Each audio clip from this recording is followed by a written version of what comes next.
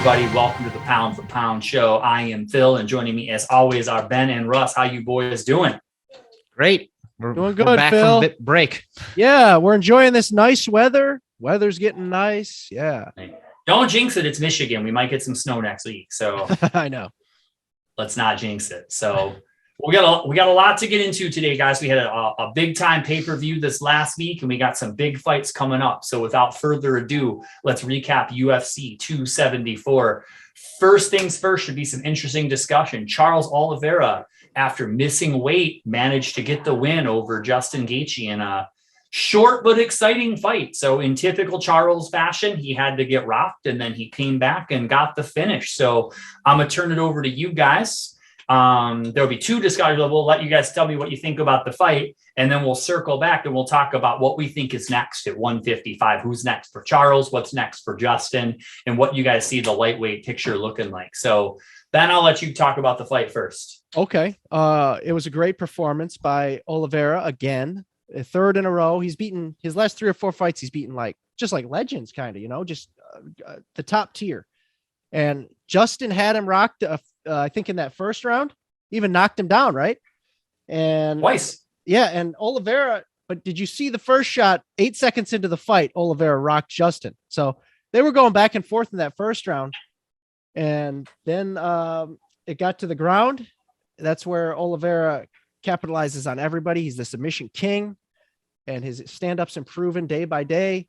And then he took over and he submitted Justin, and great performance again by Charles. I don't count that weight thing against him. It was 0.5. Could have been the scales off. I don't count that. I mean, but what do I think's next for him? I think next is Islam.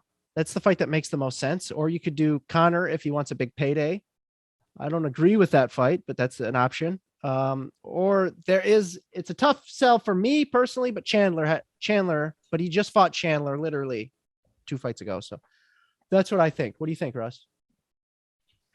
Yeah, I thought it was a great performance by him. It's a bummer that he missed the weight, so they stripped him of the title. But, I thought it'd play out a little bit differently. I thought the brutal weight cut was going to affect him much more, and I thought Justin would capitalize. But Charles has that ground game that, when he gets rocked, he can just fall on his back and lay there and recover. You know what I mean? Because Justin was not coming down there. So he could take how much time he needed to recover, then stand back up and try some more. But what can you say? He's great. I think up next for him is going to be the Conor fight. I think that's just, there's too much money to be made. And it's a good matchup for him. UFC would love to put the belt back on Conor. So we'll see if they do that. I don't think Makhachev is, I don't know if he's beaten any top 5 guys yet. So even though he's on a 10-fight win streak, I think he might need one more win before they give him the title fight. It just depends, I guess, on Conor's timetable. Yeah, that's a good point. And if he can make 155, because that's a big if at this point. Looks a good huge. Point. Yeah, and plus you got to think, if Conor gets that belt from Oliveira, that gets Khabib's attention. Khabib's like, oh, I'm coming back. And I'm getting but then you got Islam too. So I don't know. We were talking before the show. Ben must have some inside info. I think he was on the phone with Khabib or something. He's sold that Khabib's going to be in the title picture here soon. So I'm not so sold on that. So, but I mean, it would be, obviously a huge deal depending on who the champ is, or if Charles wins 1 or 2 more, he could really start claiming he's the best lightweight there's ever been. And then, try to really build up that super fight. I don't know that there's as much appeal I'm sure there is. I don't see the point in having Khabib Conor 2. We all know how that story ends. So, yeah, and I don't think Conor wants that fight either. He'll say he wants that fight, but there's no way. I think the UFC is going to be strategic about who they put them in. If they have any sense whatsoever, they'll be strategic about who they put him in there with. I know it's a long shot. I think Islam is the fight. I think that's the most interesting matchup. I think he's the most dangerous opponent for Charles. Obviously, I'm with Russ. I don't know that we see Conor at 155 again. That's hard to say, though. I don't know. I don't train with the guy. He could cut that weight pretty quick. It's hard to say. We'll have to wait and see what happens with him. But without him, yeah, I think it's got to be Islam, or I know he did just fight Chandler 2 fights ago, but Chandler was this close to stopping him, and Chandler's stock has never been higher after that KO of the year. So, I mean, it's you could run that back. And I think people are really starting to get behind Michael Chandler. So They are. I think you could, as an option. I think Islam is option A. I think Chandler is option B. And I think Connor is like the wild card. If he's going to come back and he's going to make 155, you could do that as well. Yeah.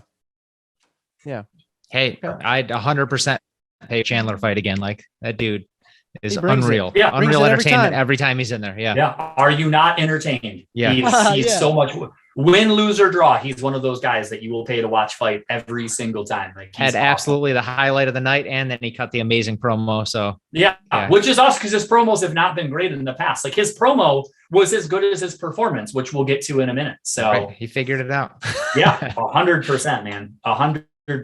So, but yeah, we'll have to wait and see. That's an interesting division. So, speaking of interesting and the exact opposite, we'll go to our other title fight. We had Rose against Carla Esparza, and I'm trying to be positive about it, but I'm having a real hard time, putting a positive spin on that fight. It was just an absolute stinker.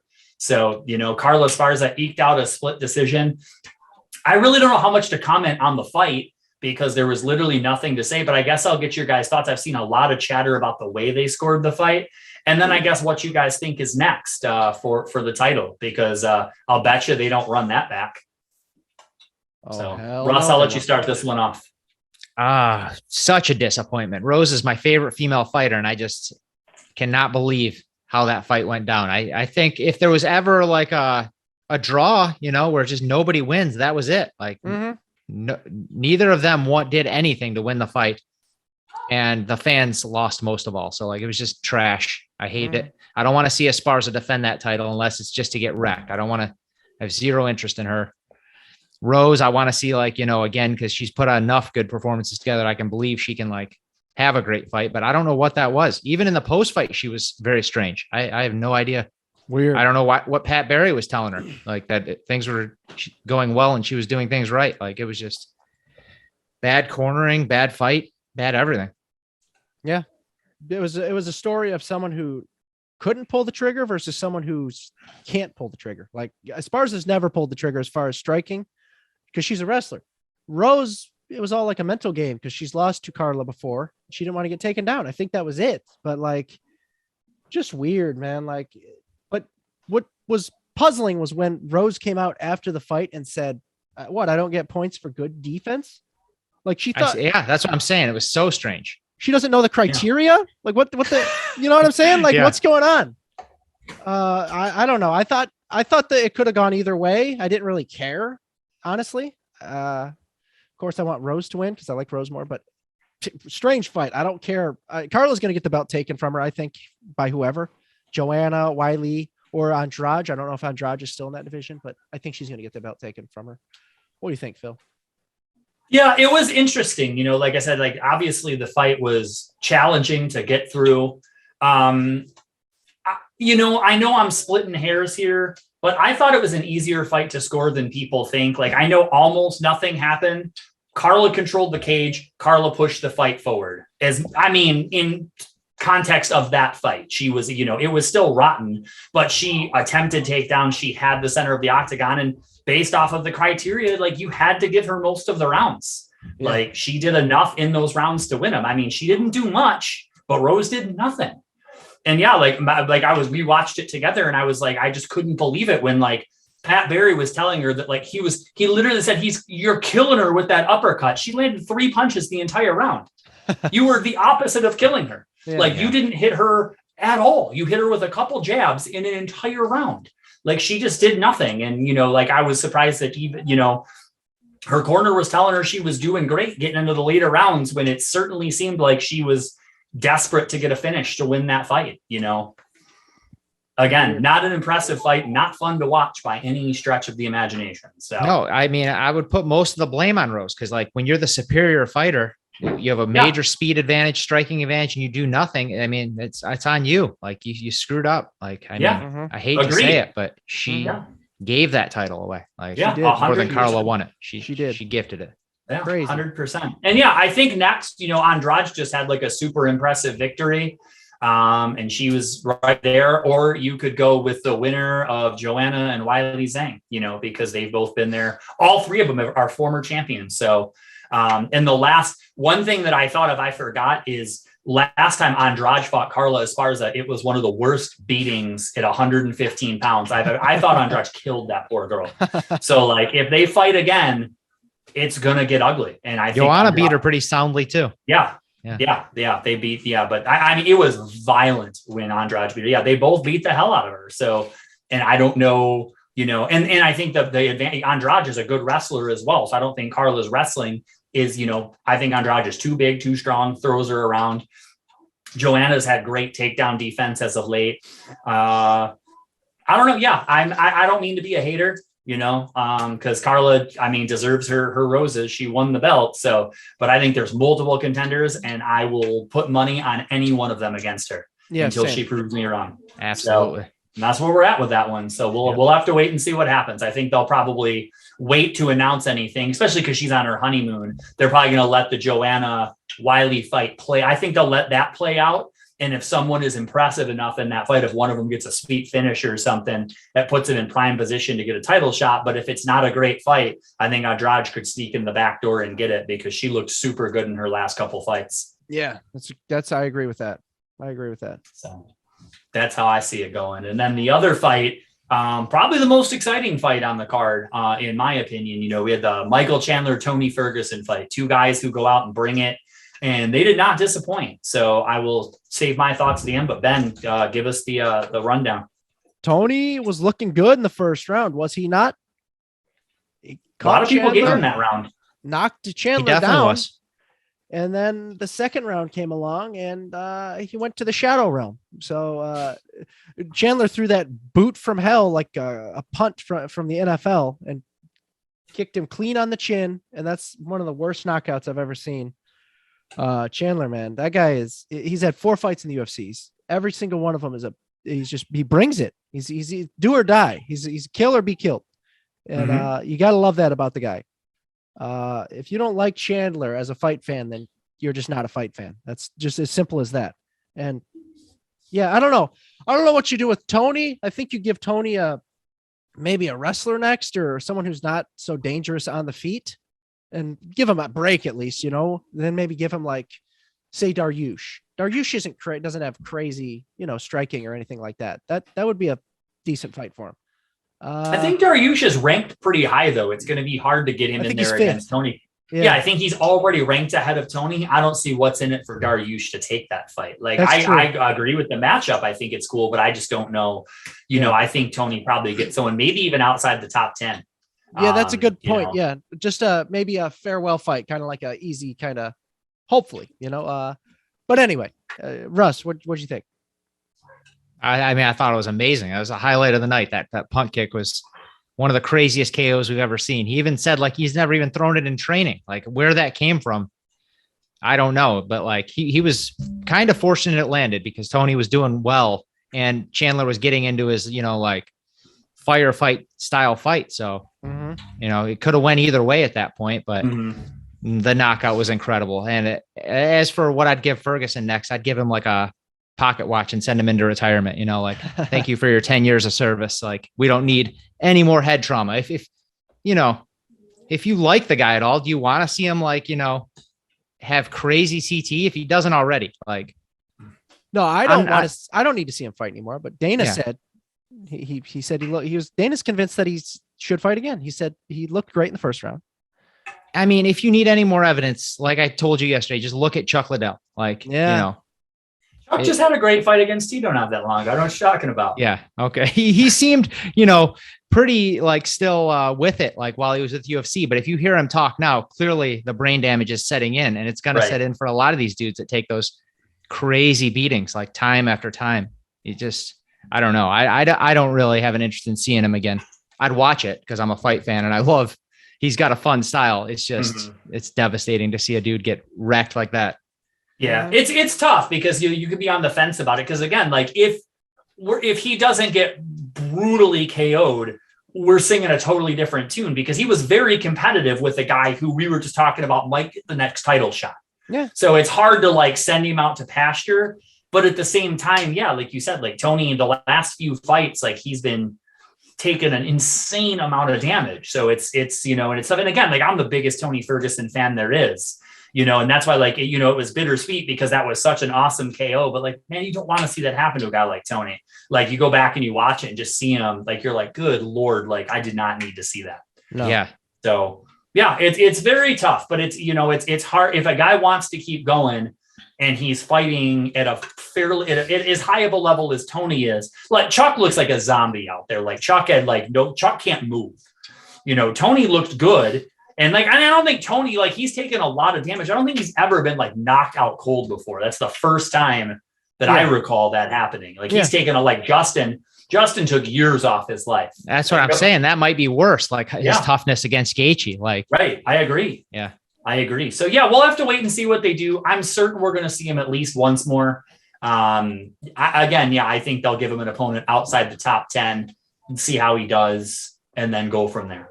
They didn't do him any favors with that matchup because like if there was somebody that was going to put him to sleep for like minutes after the fight, it was going to be Chandler. It was just, that was a extremely tough matchup for them to give him, but that's how the UFC does things. It's a tough sport. It certainly is, man. It's a bummer, like I said, but yeah, like I do think the knockout overshadows how well Tony did up to that point. So, he was looking pretty sharp and then it all went crashing down in an instant. So, but yeah, I mean, I would say for sure that's the knockout of the year so far. Oh yeah. Yeah. Oh yeah. I would agree. Yeah. I can't think of anything that's even close. So, but I think that about recaps that card. It was, minus that one fight really sucked the life out of it. It was a pretty fun card. So I hope everybody enjoyed it. But let's recap the upcoming pay-per-view. We've got 2 more title fights and then a rematch for the ages. So first we'll talk about the light heavyweight title. We got Glover fighting Yuri Prohaska. A very interesting matchup. I'm curious to hear what your guys' thoughts are on this. So I've been bouncing back and forth. Ben, I'll let you go first. Well, I've been very vocal with you guys about this. I think you know where I stand on this fight. Yuri's just such a savage animal. He's just he's a murderer. He just murders people in the cage. And Glover's what? Glover's 43, 44, something like that. He's up there. Yeah, he's 42. He's past his prime. He's much slower than Yuri. He's much more dangerous much less dangerous on the feet than Yuri. I think if Glover can't get this to the ground, which I don't think he will be able to because Yuri's a long, lengthy dude. And I think Glover gets put to sleep. I think he gets put to sleep early too. I'll say first round. He gets put to sleep in the first round. So that's what I'm going with. But I'm rooting for Glover. Personally, I love Glover. He's a great guy. I'd love to see him pull off the upset. It'd be like a Cinderella story. You know what I mean? It's just awesome. But what do you guys think?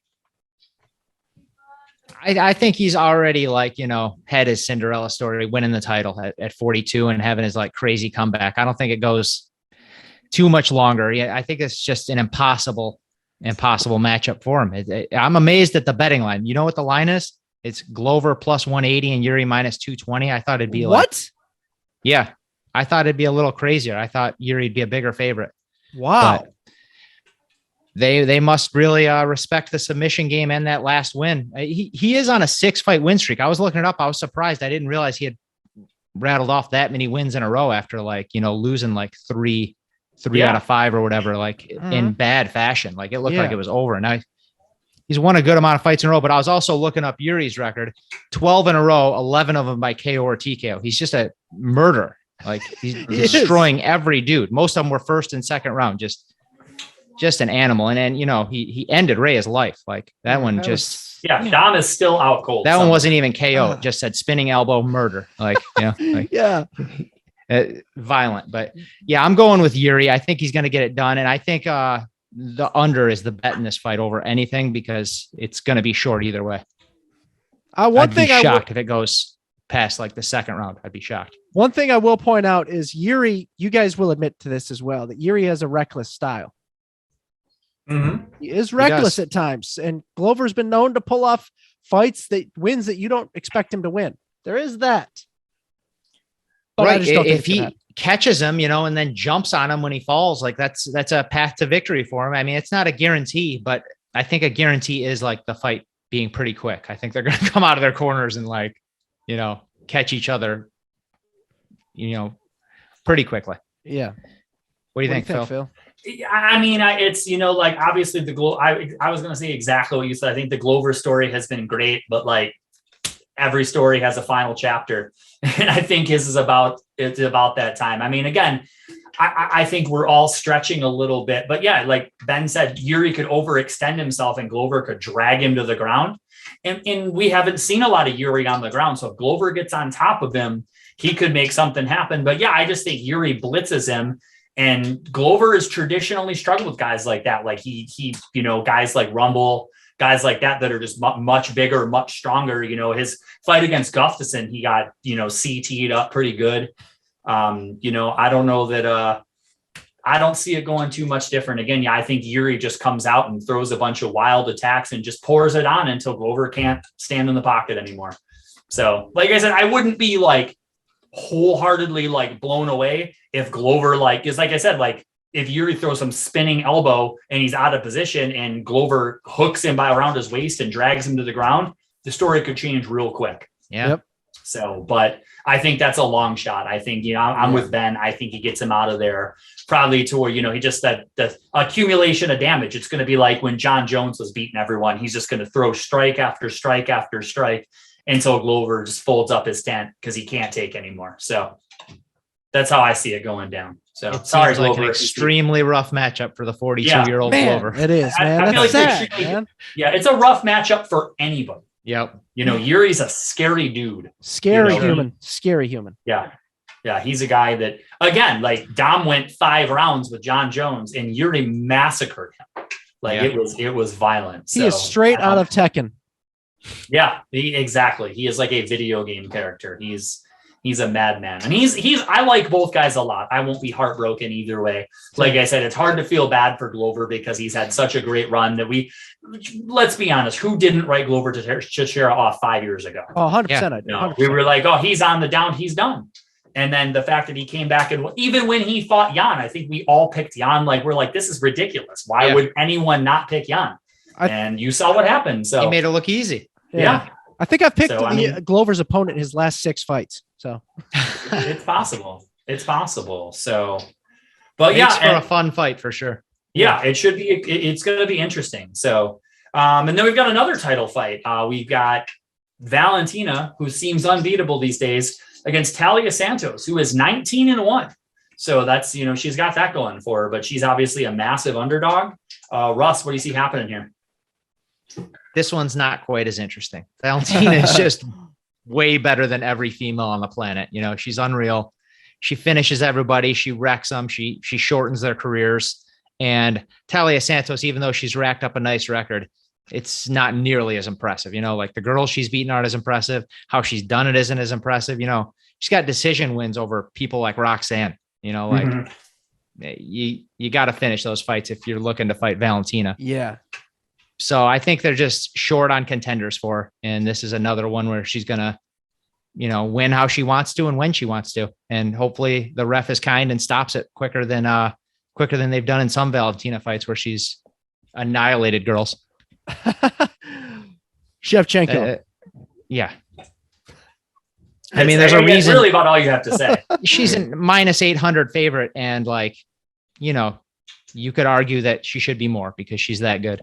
Yeah, she is absolutely, since she went to the most dominant champion in UFC. Like she is just at such a different level. It's like, you almost feel bad for her opponents, like going in there, like they literally, they have no chance. Like you can't, like, I can't even, like you try to stretch it, like in other fights, we're like, oh, well, maybe this could happen. No, maybe it can't. Valentina, she's like where George was. He's better than everyone at everything. Like if she wants to beat you on the feet, she will. If she wants to beat you on the ground, she will. It doesn't matter. Like, so it's just, it's another day at the office for her. And I will feel that way.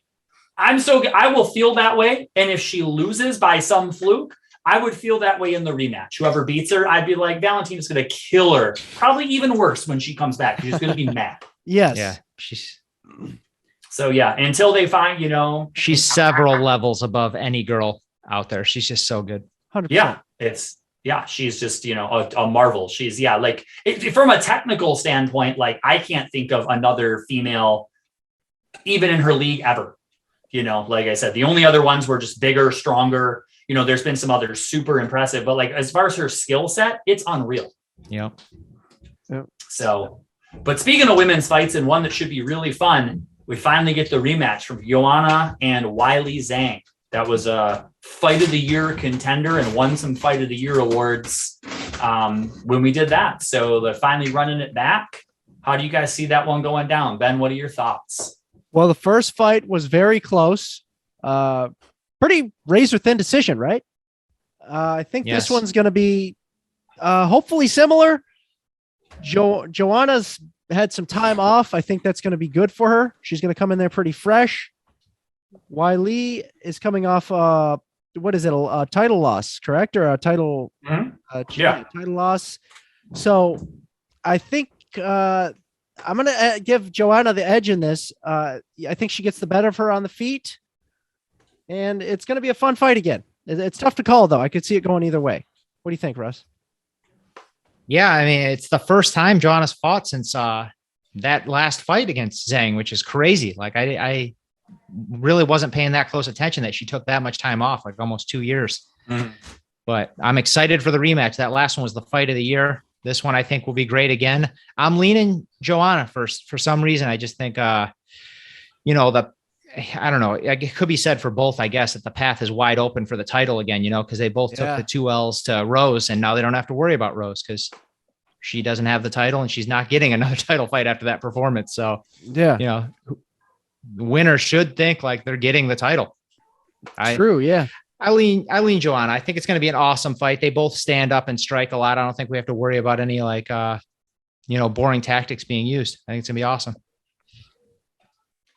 Yeah, I think you guys said pretty much all there's to say about like what a great matchup it is.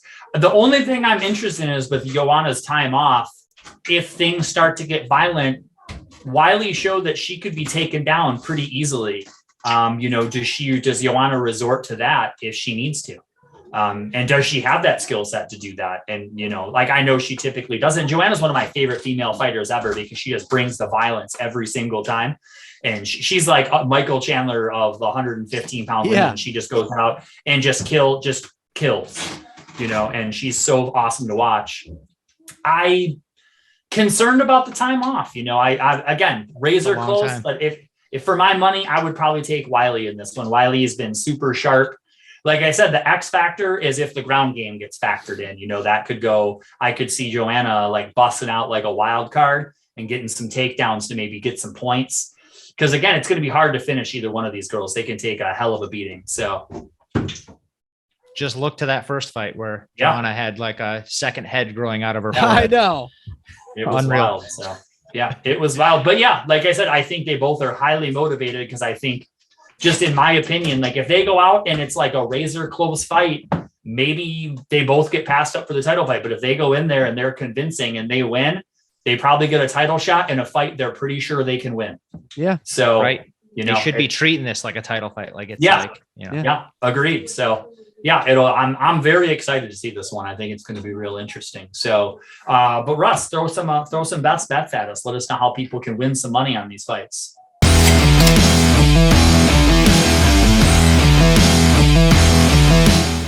All right, we're focusing on the big fights here. I'm going with Joanna plus 160. I think that should be a pick 'em pretty much. And I just like I'm the surprised plus money. It's even as wide as it is. I wonder closer as we get closer to the fight.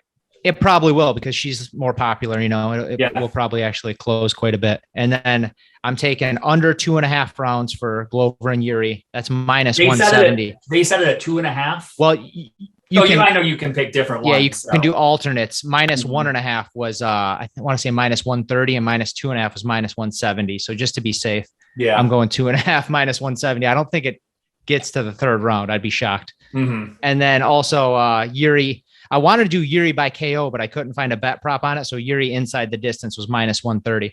Mm-hmm. And I think if he wins, right, and it's not 100%. Going to decision, that would be mind blowing. So I think why bet him at the minus 220? Just take him inside the distance or Yeah. by KO. As the fight gets closer, that prop will show up and it'll probably be like around the same. Seems like the move. Those are your three? But yeah, that's the three. Yep. Good. All right. I love them. We'll be making some money. Yes. I like it. Cool. Well, that was a good recap, guys. So thank you. I appreciate it. Anything else you guys want to add before we get on out of here? Not really. That's all I got for this one. I'm excited same. for 275. The cards in between, not so much. Yeah. There's a couple cards between some fight nights between there for you fight junkies that absolutely can't get enough fights. You guys let me know how they are. And, I've got hockey playoffs to watch. So we're all fight degenerates. We'll jam them in there somehow. Yeah, exactly. I'll watch them I'll watch them at like 3 a.m. after hockey goes off, because hockey goes in the middle of the night every night. So Right. Cool. Well, all right, gentlemen, I'll let you guys get out of here. You guys have a good one. Thanks everyone for tuning in. We will see you guys next time. Have a good one.